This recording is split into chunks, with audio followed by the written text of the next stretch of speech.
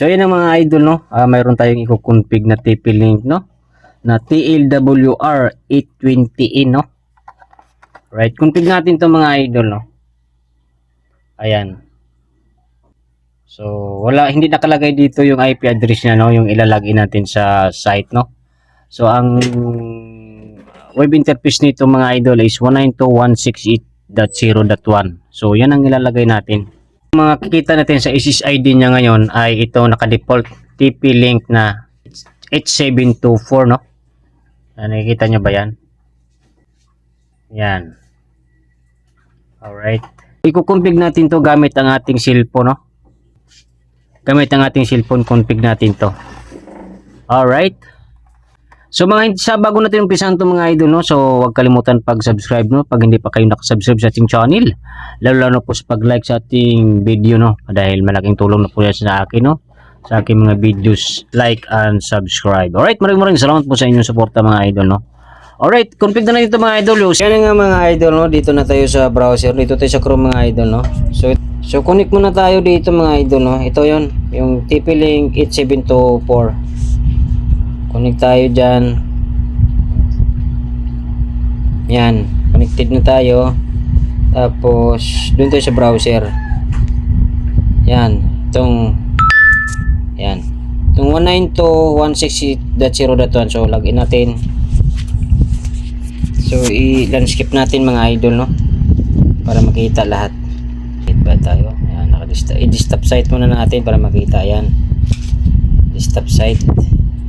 So sabi dito, create an administrator password, no. So gagawa tayo ng password dito para ma-access natin, no. So kayo na bahala kung anong lalagay nyo.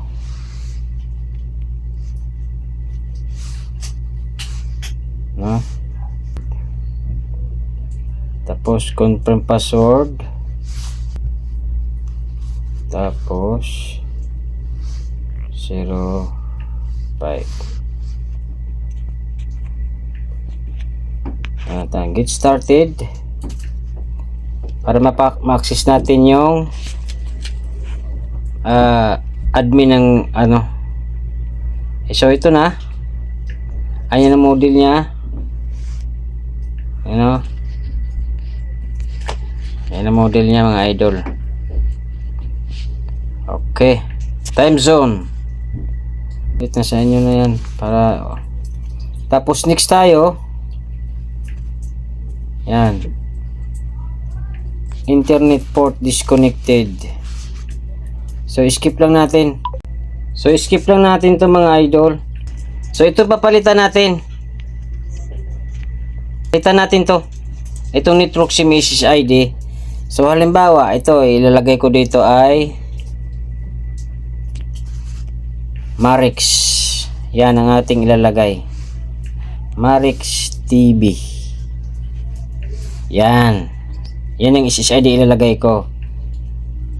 Tapos gawa na lang kayo ng password kung anong ilalagay yung password. Yan. So ang ilalagay kong password ito. So bahala na rin kayo ha. 1 2 3 4 5 6 7. Ito ay ano lang to mga idol ha. Tutorial purposes lang. Kayo na bahala kung ano ilalagay yung password.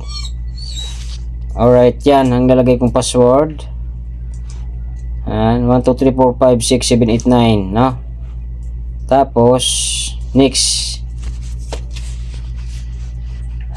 Yan ang password niya, no?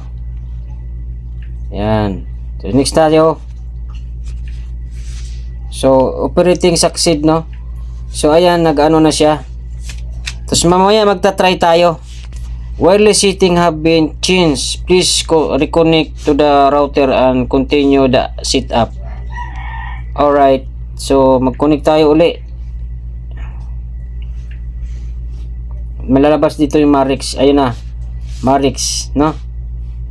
Mag-connect tayo. Ayan, connected na tayo. Pero wala pang internet yan dahil hindi pa natin nalagyan ng. Mamaya magta-try tayo. So yun lang mga idol, no? Kadali lang ang kanyang pag-configure nito. So yung mga idol, lalagyan natin ito ng LAN cable, no? Dito sa natin lalagay mga idol. Dito. Alright.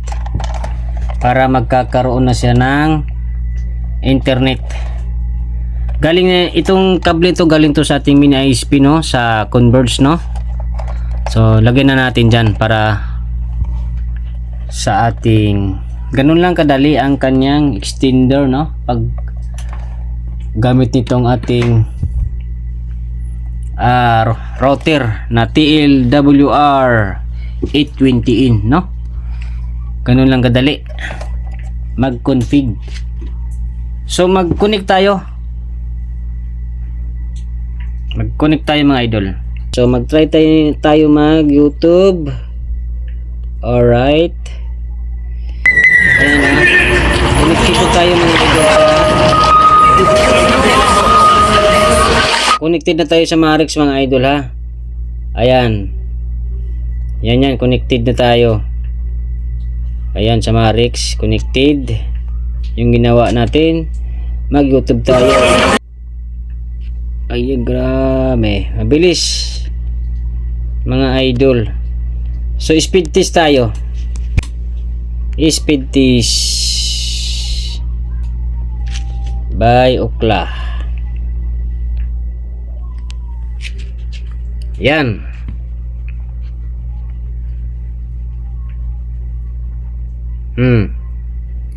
Siya nga pala, hindi ito dual band mga idol, ha. Ano lang to, 2.4 GHz lang. So yan, pumapalo siya ng 75.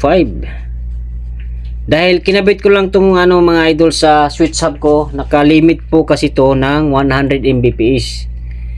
So kung hindi to nakalimit yung aking switch hub, siguro mas lalampas pa ito sa 100, kasi hindi to pwedeng lalampas ng 100 dahil yung kinabitan ko itong LAN cable ay 100 Mbps lang. Ang nakalimit kasi yan mga idol. Alright, nakakuha ng ating speed test natin mga idol, no? Alright, maraming salamat po sa inyong lahat ng mga idol, no? Salamat po sa inyong subaybay sa ating channel. Maraming salamat po, sana salamat sa inyong mga suporta mga idol at pag-like sa ating video. Have a good day mga idol. Bye bye sa inyong lahat. Ingat kayong lahat mga idol.